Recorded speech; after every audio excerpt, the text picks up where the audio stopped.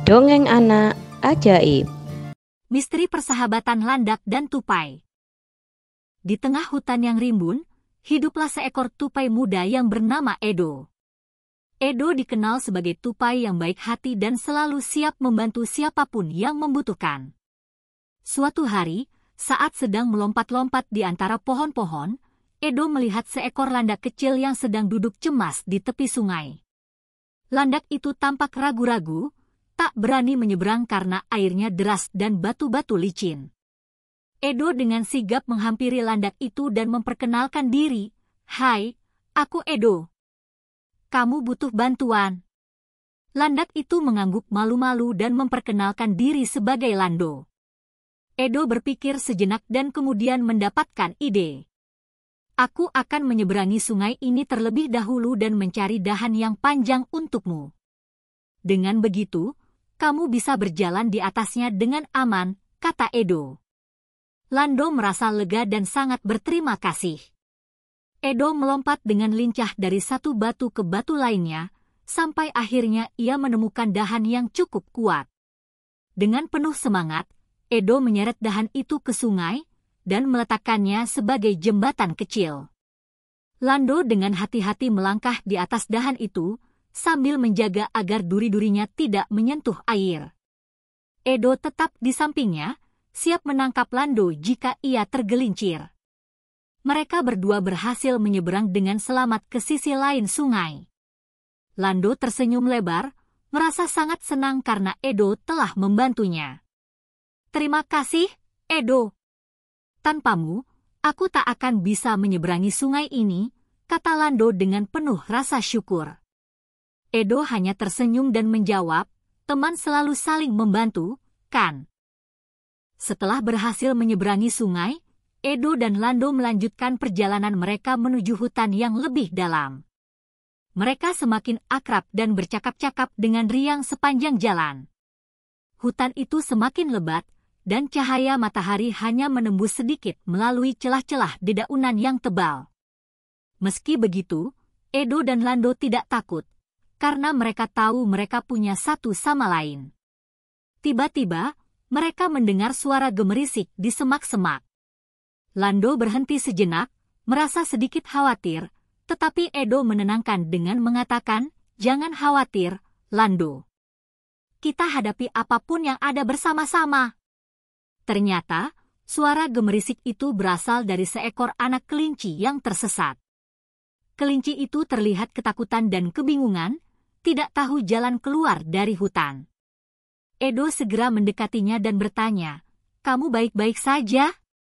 Apa kamu tersesat?" Kelinci itu mengangguk, matanya berlinang air mata. Edo dan Lando saling berpandangan, dan tanpa ragu, mereka memutuskan untuk membantu kelinci kecil itu menemukan jalan pulang.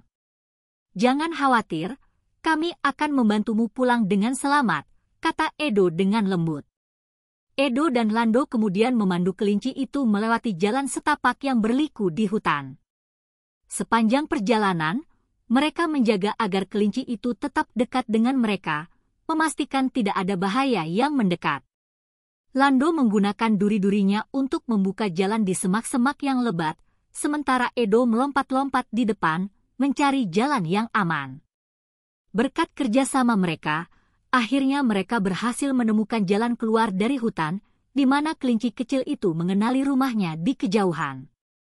Kelinci itu melompat-lompat kegirangan dan berterima kasih kepada Edo dan Lando.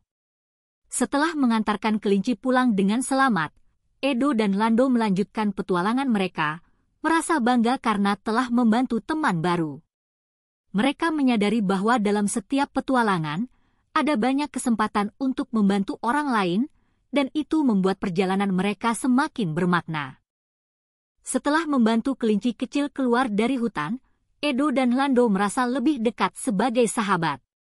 Mereka melanjutkan perjalanan mereka, sampai akhirnya mereka tiba di sebuah padang rumput luas yang dipenuhi bunga-bunga indah dan beraneka warna.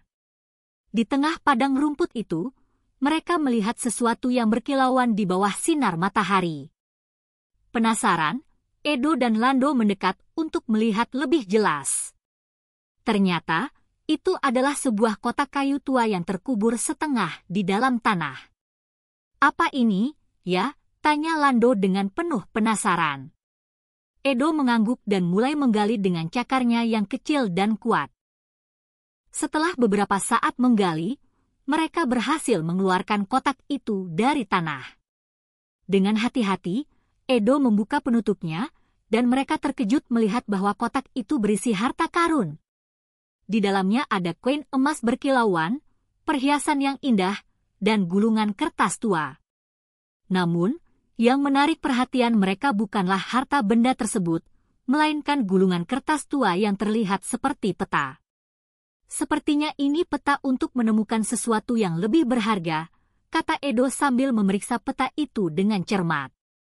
Mereka mengikuti petunjuk pada peta itu, yang membawa mereka lebih jauh ke dalam padang rumput.